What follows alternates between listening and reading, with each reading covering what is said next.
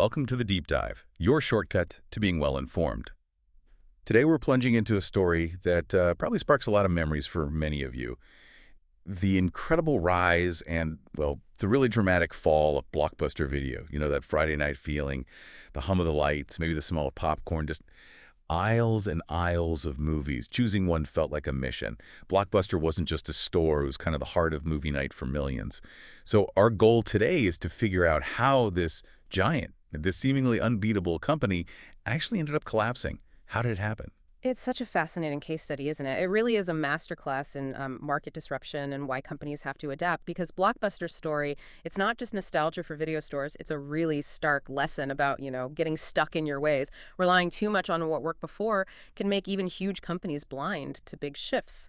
There are lessons here for basically any business today. That's a really important point. It's more than just looking back fondly. It's seeing how quickly things can change. So, okay, let's start unpacking that. Where did this whole Blockbuster empire even begin? How did it go from just one shop to being everywhere? Right, so you have to picture 1985. The video rental scene was, well, mostly small mom-and-pop places, maybe a bit chaotic. David Cook, the founder, saw this chance in Dallas, Texas. He wanted to bring a sort of supermarket efficiency to renting videos. Blockbuster wasn't just about having more movies, though they did have a huge selection. They brought in a modern, computerized system for checking out. And crucially, they managed their inventory centrally. Lots of copies of the big hits. That was actually a huge deal. No more showing up to find the one movie you wanted was already gone. So they tackled that main frustration right away, like the Netflix of its era, for convenience, almost, just in a physical store. And that efficiency, that must have just fueled incredible growth. Exactly. They expanded, aggressively bought up competitors. By the late 80s, like 1988, they already had over 800 stores. 800 stores in just a few years. Yeah, it made them the #1 chain, no question. Wow. And that really set the stage for the 90s. That was Blockbuster's golden age, truly. They went international, opened their 1,000th store. I felt like they were unstoppable. Then in 94, the big one, Viacom bought them for, get this, $8.4 billion. $8 billion. That just cements it, doesn't it? They were at the absolute peak. Yeah. And the scale later on, what was it, 2004? Over 9,000 stores.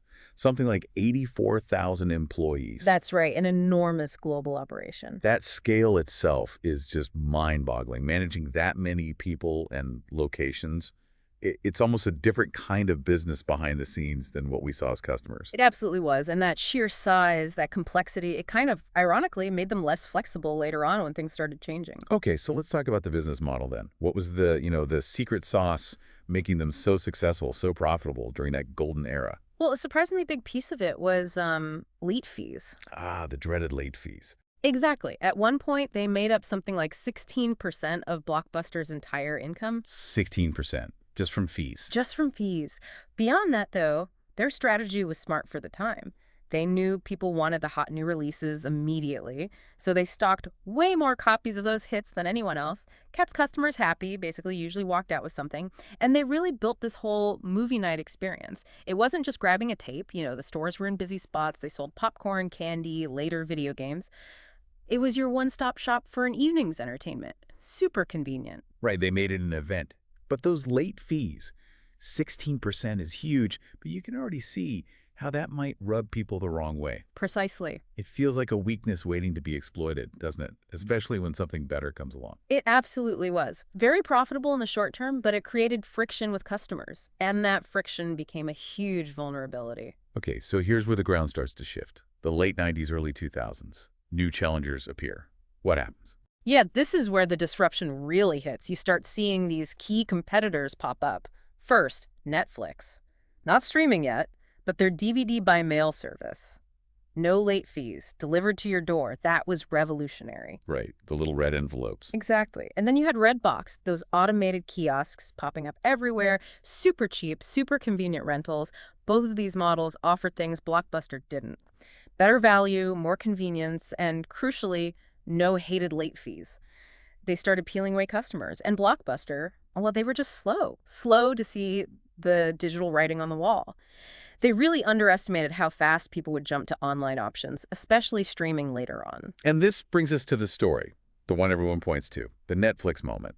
Tell us about that missed opportunity. Why didn't they buy Netflix? Oh, it's the classic story, isn't it? Makes you wince just thinking about it. Blockbuster had the chance to buy Netflix relatively early on for what now seems like peanuts, and they turned it down, flat out. Why?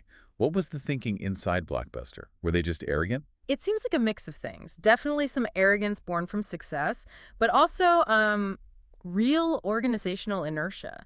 They were making so much money from their existing model, especially those late fees. Pivoting to a subscription model like Netflix or later streaming meant potentially killing their cash cow, the physical stores and those fees. They hesitated. They clung to what they knew. So they were afraid to disrupt themselves. Pretty much. They failed to adapt quickly enough, and on top of that, they were carrying a lot of debt from all that rapid expansion and some expensive acquisitions. Their finances weren't as flexible as they needed to be when the big challenges hit. It's like their past success actually blinded them. A tough lesson. So the decline continues. When does it all finally unravel? What was the end game? Well, the pressure just kept mounting. By 2010, they were drowning in debt, nearly $1 billion. $1 billion. Wow. Yeah. So they filed for Chapter 11 bankruptcy. That's supposed to give companies a chance to reorganize, but for Blockbuster, it was really the beginning of the end. The writing was on the wall. Completely. By 2014, basically all the company-owned stores were gone, closed down. Just a few franchise locations were left, kind of struggling on. But incredibly, there's still one left today, right? That last holdout. That's right. As of now, 2025, there is just one single Blockbuster store still operating. It's in Bend, Oregon. Amazing. Like a living museum piece. Exactly. It's become this sort of nostalgic icon, a tribute to a whole different era of watching movies. Ultimately, Blockbuster's legacy is, well, it's a huge cautionary tale, isn't it? About getting complacent, about missing the boat on technology, about not pivoting when your core business model is threatened. But despite the failure, millions still remember it fondly. That magic of browsing the aisles, picking out a movie, it symbolizes something for a lot of people. It really does. A powerful reminder that even the biggest players aren't immune. If you don't innovate, if you don't listen to where things are headed, you can fall and fall hard. And it makes you wonder, doesn't it? You look around today, what other industries, what other beloved experiences might be heading for their own Netflix moment? And what disruption is happening right now that maybe we're not quite seeing clearly yet? That is a fantastic question to leave people with, something to definitely think about. Thank you for joining us on this deep dive. It's been fascinating exploring how technology, business strategy, and, well, nostalgia all intersect, sometimes with pretty dramatic results.